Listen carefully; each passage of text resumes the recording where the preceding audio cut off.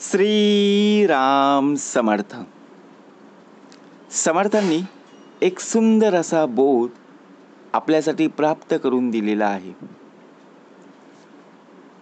मधमाशीचं पोळे. समर्थांनी उत्तमाचा बोध दिलेला आहे. कधी कधी आपला खरा जो मित्र आहे त्यालाच शत्रू समजून आपण त्रास देत असतो, परंतु तसं करणं मूर्खपणाचं आहे.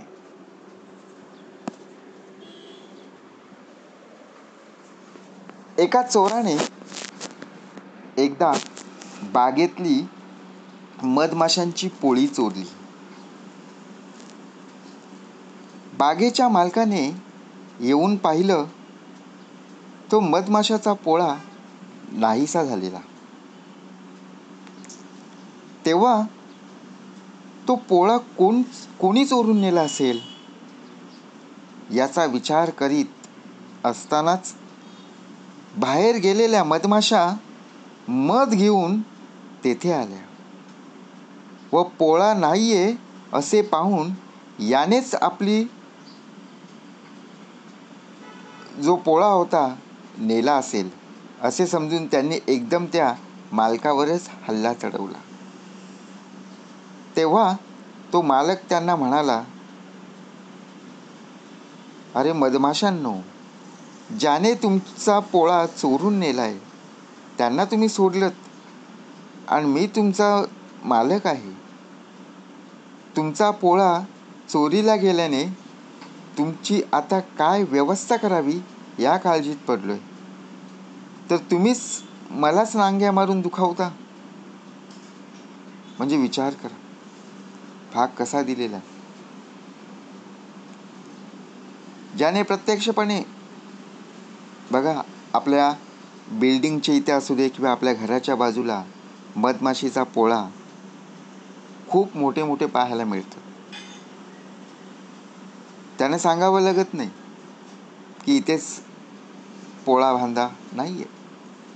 ते बिल्डिंगची इथे 13व्या माळ्यावर असू दे, 25व्या माळ्यावर असू दे, खालून नजर लागते एवढे मोठे मोठे पोळे बांधतात.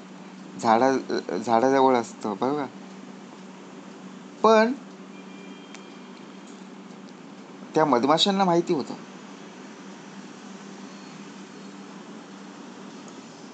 आपला जो मालक आहे तो आपली काळजी घेत आहे. त्याने आपल्याला राहण्यासाठी जो पोळा बांधला होता मधमाशींचा तो घेऊन जाणार नाही. परंतु प्रत्यक्षात जर पाहायला गेलो ना, त्या मधमाशांना एवढं निश्चय होता की आपला मालक काही करणार नाही. परंतु त्या माशा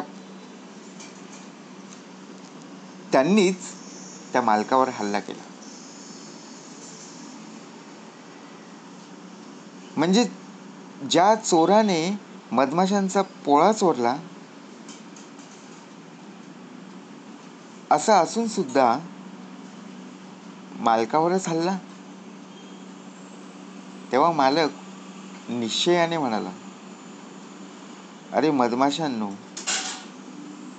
ज्याने तुमचा पोळा चोरून नेलाय तो निघून गेलेला आहे. पण मधमाशांना विश्वासच बसेना.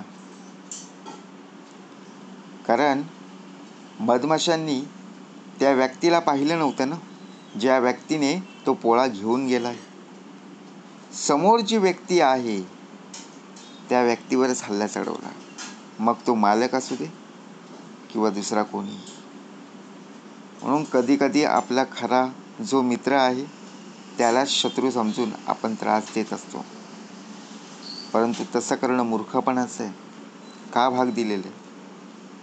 आपण आपल्या डोळ्यांवर विश्वास ठेवत नाही, आपण आपल्या कानावर विश्वास ठेवत नाही. डोळ्यांनी जे पाहतं ते सत्य असतं, परंतु सत्य तेव्हा ज्यावेळी प्रत्यक्षात स्वतःच्या डोळ्यांनी पाहू तेव्हाच. मधमाशांनी स्वतःच्या डोळ्यांनी पाहिलं का? नाही पाहिलं. परंतु जेव्हा त्या चोराने मधमाशांचा पोळा नेला तेव्हा मधमाशा नव्हत्या. परंतु मधमाशांचा पोळा घेऊन गेल्यानंतर जी व्यक्ती होती ती उभी राहिली, ती म्हणजे मालक होता. आणि मधमाशांना वाटलं की आपल्याच मालकाने हा पोळा नेला असावा. म्हणून कानाने उत्तमाचं ऐकायचं. आपला खरा जो मित्र असतो त्यालाच आपण शत्रू समजतो. आणि नंतर मग विचार करत बसतो, अरे आपण इथे चुकलो.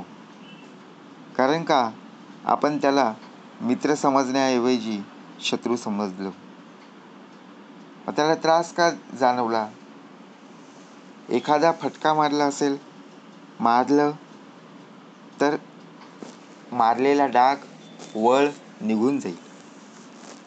परंतु बोललेले शब्द प्रत्यक्षात मनाला लागतील की नाही, म्हणून तसं करणं मूर्खपणाचं आहे.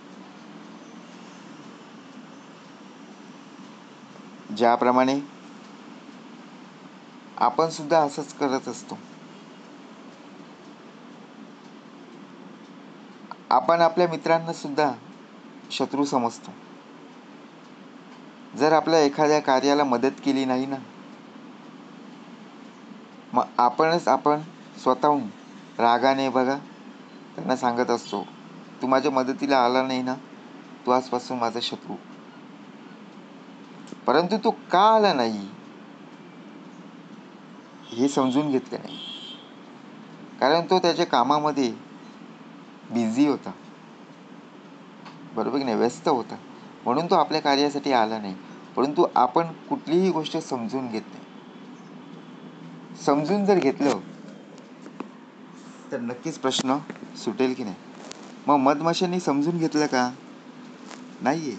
कुठल्याही मधमाशांनी पाहिलं नव्हतं. परंतु तो पोळा कोणी चोरून नेला असेल या प्रश्नाचं उत्तर त्यांना कळलं नाही. उलट त्याने मालकावरच काय केलं? हल्ला केला ना. त्यांना वाटलं की ह्याच मालकाने आपला पोळा काढला असावा. म्हणून समर्थ म्हणाले, प्रत्यक्षात काय अवस्था होते, या अवस्थेमध्ये आपण काळजीत पडलेलो आहे. म्हणून चांगले मित्र आणि वाईट मित्र समजून घ्या.